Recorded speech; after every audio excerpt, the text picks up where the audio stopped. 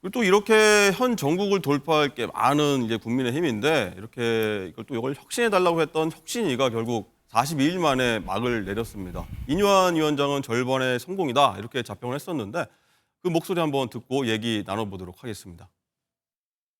혁신위원장을 맡게 되는 이런 기회를 주시고 또 정치가 얼마나 험난하고 어려운지 또 이렇게 알아볼 수 있는 그런 기회를 주셔서 많이 배우고 나갑니다. 우리는 50%는 성공했다고 생각합니다.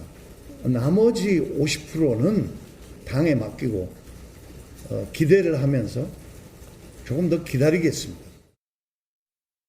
인유한 위원장이 김기현 대표하고 윤심 대결 펼치다가 결국 빈손으로 해산했다 이런 분석도 나오는데 이동덕 행정관, 인 위원장 말처럼 50%는 공이 있다, 달성했다고 보세요? 저는 절반은 성공했다, 절반 이상으로 성공할 수 있었다 그렇게 생각을 하는데요. 일단 하태경 의원이 부산에서 불출마 선언을 했고요. 네. 원희룡 장관 험지 출마하겠다, 이용 의원도 당의 결정을 따르겠다 이렇게 발언하지 않았습니까? 앞으로 계속해서 이런 행렬은 계속될 것으로 저는 예상을 해요. 하지만 한 가지 말씀드리고 싶은 거는 인유한 혁신위원장은 끝난 게 아닙니다. 네. 저는 최소한 총괄 선대위원장은 가지 않을까 그렇게 예측을 해요. 선대위원장이요? 아무래도 당에 대한 혁신에 대한 그런 아무래도 요구가 많기 때문에 국민들의 지지도 많지 않습니까? 그렇기 때문에 인유한 카드는 아직 살아있다 그렇게 말씀을 드리고요.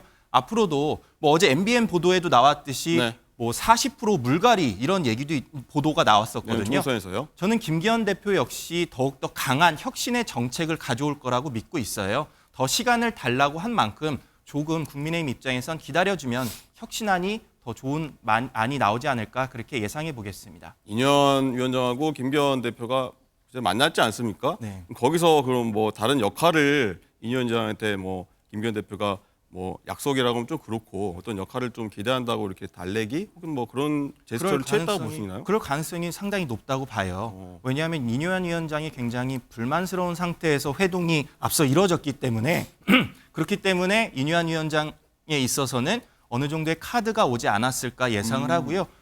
당의 입장에서도 인유한 혁신위원장이 전면에 나서준다면 네. 나쁠 것이 없습니다. 국민적 지지가 높은 상황에서 인유한 위원장이 전국 유세를 같이 한다면 저는 아주 큰 흥행을 불러올 것이다 그렇게 예상합니다. 그게 이제 공동선대위원장일 수도 있다 이런 관측이시군요.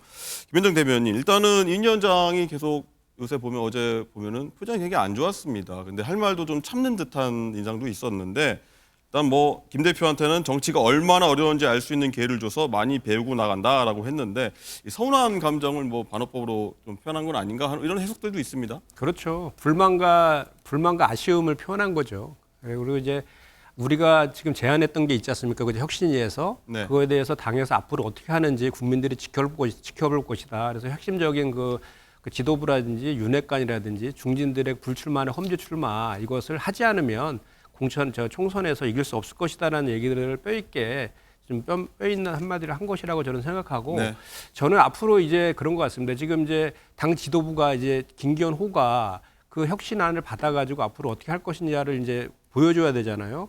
그런데 이제 결국은 이제 불출마, 험지 출마 관련해서는 당의 당무감사를 통해 가지고 46명에 대한 물갈이도 얘기했었고 또 현역 의원들에 대해서 당 지지율보다 낮은 지지율에 대해서도 물갈이를 얘기했기 때문에 그거를 통해서 결국은 용산에 새로운 친윤 인사라든지 검핵관들에 대한 룸들을 김기현 지도부가 이제 만들어가는 그런 역할들을 하는 속에서 네. 김기현 체제는 유지되지만 김기현 대표는 결국은 불출마 또는 험지 출마를 선언할 수밖에 없는 그런 상황이 될 것이고 그런 전망들도 나오고 있긴 합니다. 인유한 혁신위원장 같은 경우는 지금 당장 어떤 역할을 주어지기보다는 당 상황이 더 어려워지면 그 상황에 따라서 재등판이 가능할 그것이 이제 저는 판명될 것이다라고 생각합니다. 네.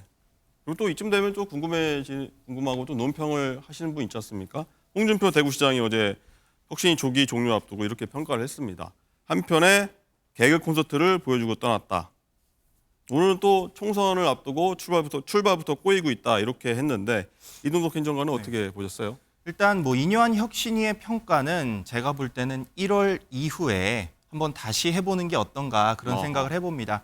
결국 혁신안이 받아들여지게 된다면 홍준표 시장께서 말씀하신 저 말이 무용지물이 되는 거 아니겠습니까? 그렇기 때문에 이뇨한 혁신위원장이 발표한 그리고 제시한 이런 혁신안에 대해서 최고위원들이 당 지도부가 이렇게 받아들이냐에 따라서 저는 이뇨한 혁신위가 평가를 다시 받게끔 그렇게 만들어 주실 것이다. 저는 그렇게 믿고 있습니다. 일단 김기현 대표가 얘기했던 어떤 혁신안도 받을 때 시기와 때가 있다. 네. 그걸 조절해야 된다. 그거를 나중에 뭐 결정할 수 있겠다. 네. 시기상으로. 알겠습니다.